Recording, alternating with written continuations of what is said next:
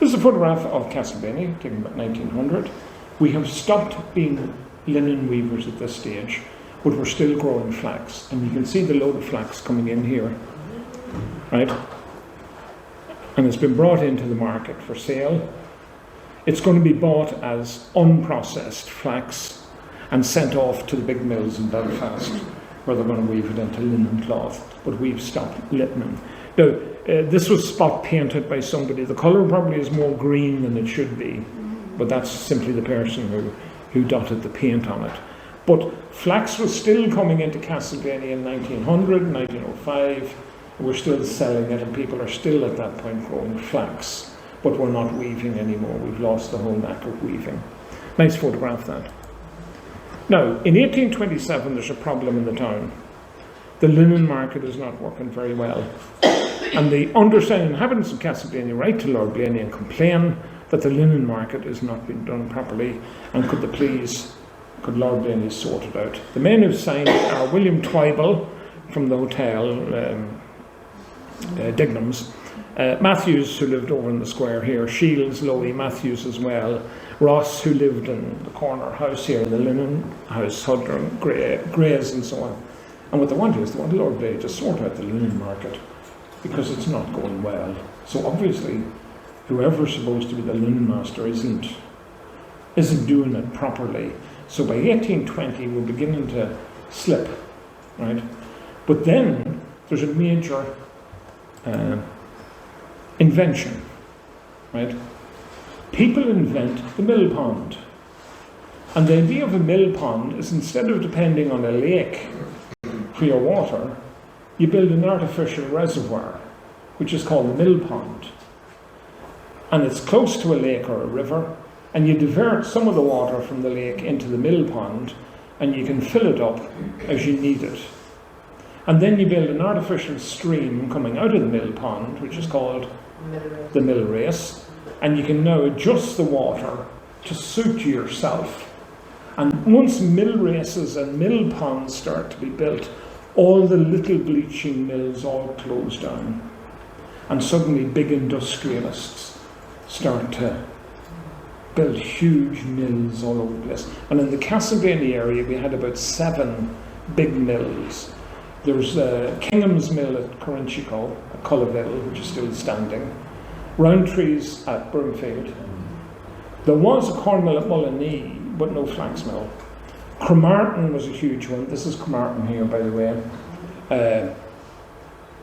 Carrick-a-Slane, Hills at Carrick-a-Slane, Milltown Lake itself, Milltown, and then of course Carville's Mill, or McWatty's Mill, out at Drumleek South. So the 30 or 40 small mills are all closing down, and they're replaced by 6 big businessmen running the mills, okay? Now this is Cromartin. I hope you can follow this. This is the lake at Cromartin. The football field is there. You all know what I'm talking about? Yeah. Over here on the road is Atkinson's pub, or what I would call McCall's pub, or when this map was drawn, Arthur Carraher's pub. And Arthur Carraher and his sister-in-law, Mary Carraher, own the mills. And what they did at Cromartin here, at the edge of the lake, they put a sluice gate, right? A big metal to stop water, right? And they built a little artificial drain here, which came over the whole way and then went under the road and filled here the mill pond. And they could open and close the sluice gate as they needed it. And if the mill pond was empty, they could open the sluice gate at the lake and the water would then fill the pond. And then when the pond was full, you closed the sluice gate and the pond stayed at the level you wanted it. Now, at the bottom of the mill pond, there were 2 sluice gates. One was released water in a little stream that went down past the flax mill, which had a wheel on the side of it, and you could make the flax mill work. And there was a second sluice gate, which you could then release the water on the other side, and it was go down past the corn mill, and it would turn the corn mill, and you could grind the corn then. So they're now at a situation where they have enough water in the mill pond, they can control the flow, but they can also divert the water to the different mills. So they can make one mill work and shut the other one down, or they can shut both of them down, whichever they want, by opening and closing the sluice gates. And Cromartin becomes a huge mill in the area. And very little of it is still standing out there. Eventually, they built a chimney. You can see the chimney here, which I don't think is still standing. And once you see a chimney, you know they've converted it to a steam engine. They've stopped using the water mill, and they're now using steam to drive the mills. So Cromartin becomes a steam mill at a later stage. This is all that's left of the mill pond at Cromartin. What date is that now? Sorry? What date? 1901 is that one. 1901. Yeah, it's the Ordnance Survey. So if you stand in front of the football field at Cromartin, the entrance, and go across to the other side of the road and look down, that's the mill pond. It's there. The sluice gates have gone, the chimney's gone, nothing left of a huge industrial complex out there. Now, most people would recognise this one. This is Milltown itself, out the Orem Road. Now, Milltown is quite unusual because they took the water from the lake and then it flowed down here, first of all past the flax mill. They didn't use the double sluice, past the flax mill, and then over here and past the corn mill. There's both a flax mill and a corn mill. Eventually the water flows down through the river, right down here past Frankfurt Presbyterian Church, and goes under the bridge. Goes under the bridge on the Cady Road. Now, Lurgan Moor, which is the town land, you'll see it here. The first mill was given to a family called McBurney on the 30th of August 1716, which is 308 years ago. And the man who was given the mill was Thomas McBurney. And he built a corn mill, and then eventually a bleaching mill, and then eventually a flax mill was built in that whole area at Lurgan Moor. And this is the rent book for the Castleblayney estate of that period, showing that he's got 96 acres of land at Lurgan Moor, and he's paying £50 rent to Lord Blaney for the land and the mills. There's a few other very interesting names in this. If you look at the one below it, it says Moy, and under Moy there's a number of farmers, including Samuel McBride. And of course the McBrides are still in the Moy today, and they were linen weavers who came to the town, came to the area. And you'll now see from 1715, 1730, more and more farmers coming to the area, particularly of Scottish extraction, because the Lowland Scots were good at linen weaving, and they came to County Down and County Antrim, and then eventually moved down into County Monaghan. And most of these McBurneys, McBrides, and so on are Presbyterian, or Scottish descent Presbyterians. You will see here Mullyash at the bottom, that's that John McMeekin fella. And all of the leases have involvements with the mill. This is Frankfurt Bridge, right? So you can stand the bridge and look down at the lake. The wee field to the right-hand side there is the first ever bleaching green in the town of Castleblayney. Built by the McBurneys. They had a little bleaching mill at Milltown before they built the big flax mill, and they bleached and they put the cloths out on that field. And it's this is it here, that's Frankfurt Presbyterian Church to the right-hand side there. This is the field, and it's a perfect field for bleaching because it faces south. It's got a nice slope on it. You can take the cloth down to the river and soak it, and then put it back out in the bleaching mill. That was the first ever bleaching green, built by a man called John McMath, and he was showing the people how to do it. And McMath eventually went out to Thornford, out the Carrick Road, and he built the big mill, and his grandson Hamilton McMath became a multimillionaire out there. And the McMaths owned everywhere in the town. You know what I mean? They were everywhere in the town. But that was our first bleaching green. This is Carrick-a-Slane. Most people know where I'm talking about, don't they? You know Hillsville at Carrick-a-Slane? Go off the Cady Road. Well, we're driving up to these places and looking at them. And you can see here the manager's house at the top of the hill, a big mill pond with a stream filling it up, a sluice gate here, and then the water flowing down the hill, right, going past Hill's flax mill, and then going past the corn mill, and then going into a wee stream, and eventually going into that lake whose name I've forgotten. Is it Killigola Lake? Yeah. Killigola Lake at the bottom of the hill, and the water then is brought back in again. And Hills becomes a major mill. If at any stage somebody wants to get organised to reconstruct a mill in the parish, reconstruct Hill's Mill, definitely.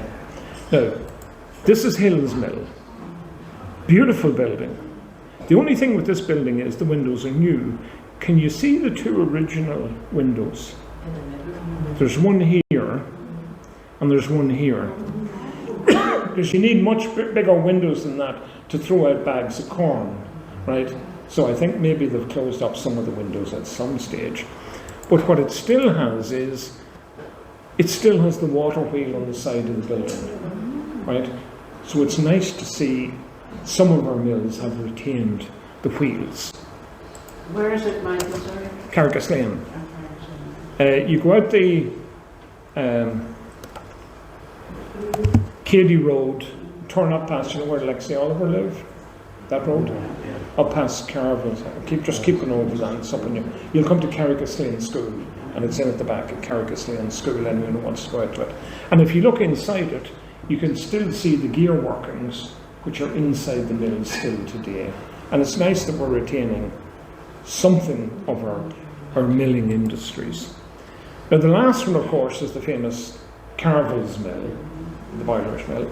Now originally built by a man called James McWatty and his son Parker McWatty, and they ran the mills out at Drumleague South. They made tons of money on these two mills, and they eventually built a private house of what is today the Credit Union House in the main street. That was McWatty's private house at one stage. If you look at the little stream coming in here, it flows down and then it's diverted down to the corn mill where it turns the wheel on the corn mill. It's quite unusual that the flax mill is a good distance away from the corn mill. The stream flows on around here and then it's diverted onto a mill race which flows down here, down past the flax mill, turns the wheel on the flax mill and scotches the flax, and then the water is put back into the river and disappears into, I presume, Loch Mucknow eventually. Now, there is a chimney here suggesting that the McWattys at some stage closed down the wheels and put on a steam engine. They drove it by steam eventually. This is the building today. Fabulous windows in it, I have to say. Right?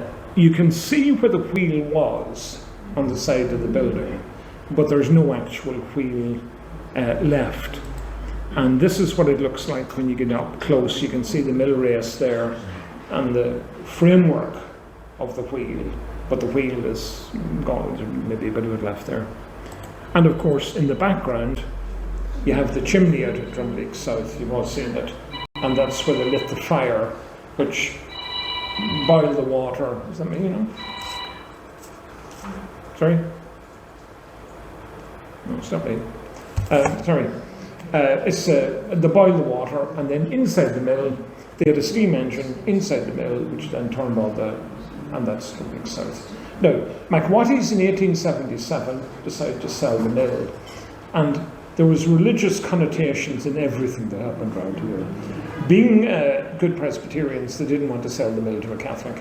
So they decided to take the sale of the mill to Dublin. Now, Raymond McHugh knows something about this. He says it was the Gresham Hotel. It was actually in the Landed Estates Court in Inns Quay.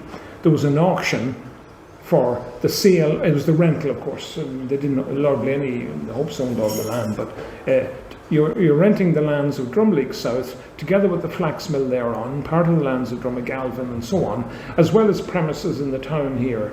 The McWattys owned the house across the street here, what I would call Frank Barker's house, and they also owned the Credit Union House in the main street, and all of these were all up for sale in an auction. Raymond was there. What's the story with the buyer? Careful, sorry. He dressed inappropriately enough, and played his coat off. And why whatever, so they think the order in the field. They didn't think it would cost it was joke bid, and it was put down to a massive joke. Yes. Had the cash in his pocket. Yeah. And this is the boiler car. Yeah. He went in looking like a tramp. They took his bit as Duke, yeah, something like that. But anyway, Carville's ended up with the mill, and indeed still have it today. Carville still live in the mill house out at Drumleek South. Right. By the way, get into your car and go out and look at these places. Particularly the places that are still standing.